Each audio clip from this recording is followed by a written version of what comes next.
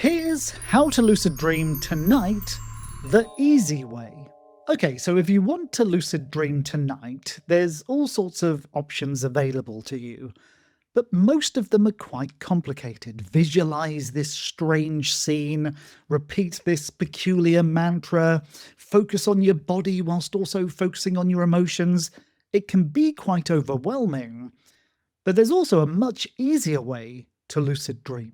Today I'm going to teach you a lucid dreaming technique you can use tonight, which requires virtually no effort. In fact, it works with your brain rather than making you have to do something which just feels ridiculous. It's based on established psychological principles, and it's so easy you could teach your granny to do this. But before I share the technique, you need to understand the practical brain. Right, so most lucid dreaming techniques often involves you having to imagine or feel or believe something really quite abstract. Take, for example, the classic lucid dreaming technique, MILD, the mnemonic induction of lucid dreams, created by Dr. Stephen LaBerge. In his steps, he requires you to remember to recognize that you're dreaming. Now that's quite a vague concept, right? You have to set an intention for the future to remember to recognize you're dreaming. How vague is that? In fact, it's not only vague, but it's also kind of a paradox. Because in order to remember to recognize that you're dreaming, you need to be self-aware enough to remember that you might be dreaming, and then to recognize that you are dreaming, so you kind of need to be lucid in order to get lucid. But I'll tell you what, rather than try to explain why that's a little bit weird and difficult for the average beginner, let's try something, a little experiment together to prove the point. Okay, so in a moment, I'm going to give you a couple of things I want you to imagine. Now, really do your best to try to feel like they're happening. Use all of the powers of your imagination. But I also want you to notice, as you're doing that, how easy or difficult imagining them are. And if you need to, feel free to pause after each suggestion to give yourself some time to do the imagining, but I'm going to work through these relatively quickly to save your time. Okay, let's get started. Number one, I want you to imagine clapping your hands. Do that now. Okay, good.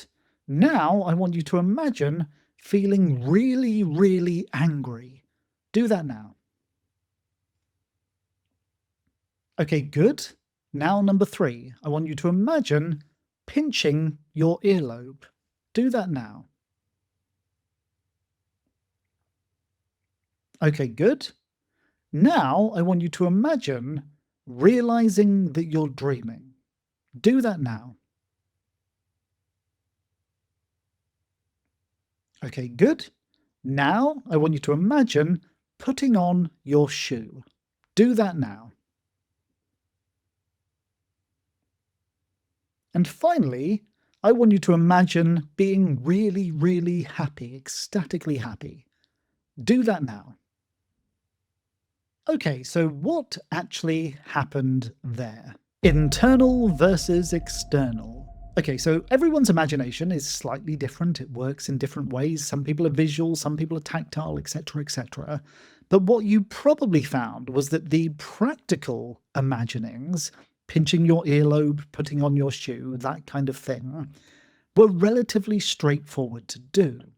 But if you think about the others, realizing that you're dreaming, being angry, being very, very happy, it's not like you could bring up those exact states of mind. If you think about it clearly, what you probably did, but correct me if I'm wrong in the comments, was act out what those feelings would be like. So maybe if you were imagining feeling angry, you imagined how you would behave if you were angry. If you imagined realizing you were dreaming, you imagined the external and physical reactions to realizing. Your brain can't immediately shift internal states, so you can't go from being very clear-minded to very dull-minded or very happy to very sad instantly. So when you imagine these things, you have to imagine the outcome.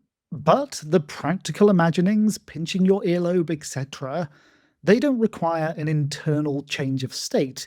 They just require your mind running through the behaviors that would be required to do that. However, this can all be switched around. Uno reverso. So it's very hard to imagine internal states, be that mental clarity, lucidity, happiness, sadness, etc., but it's very easy to imagine practical behaviors. But practical behaviors can sometimes be upstream of those internal states. So what do I mean by that? You've probably heard the saying, smile and the world smiles with you. Or if you want to be confident, walk with a confident stance, and then you'll start to believe that you're confident. This is absolutely true. So here's what I want you to do. Think of someone you deeply love, deeply care about, maybe someone you miss. Now, I want you to imagine, as best as you can, them giving you a big, strong hug, really holding you close. Just spend a moment now having that imagining.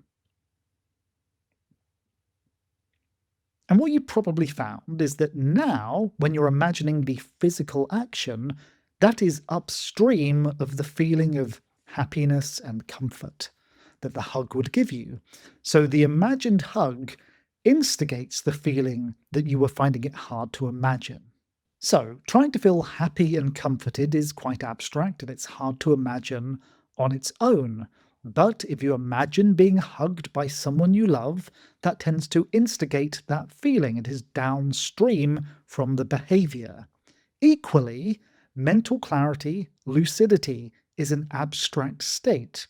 So what is the physical thing you can do that is upstream of mental clarity, that is upstream of lucidity? The technique. So, if you go to bed with the idea that I'm going to realize that I'm dreaming, you're trying to imagine a vague internal state. And in order to do that, you're imagining what it's like to realize that you're dreaming. But that's not going to instigate lucidity, so it's going to be kind of a little bit useless. Instead, it would be much easier to imagine something that would lead to lucidity. And that's where today's technique steps in. It's called task-triggered lucidity. But I need to take a quick break to say thank you to my channel benefactors.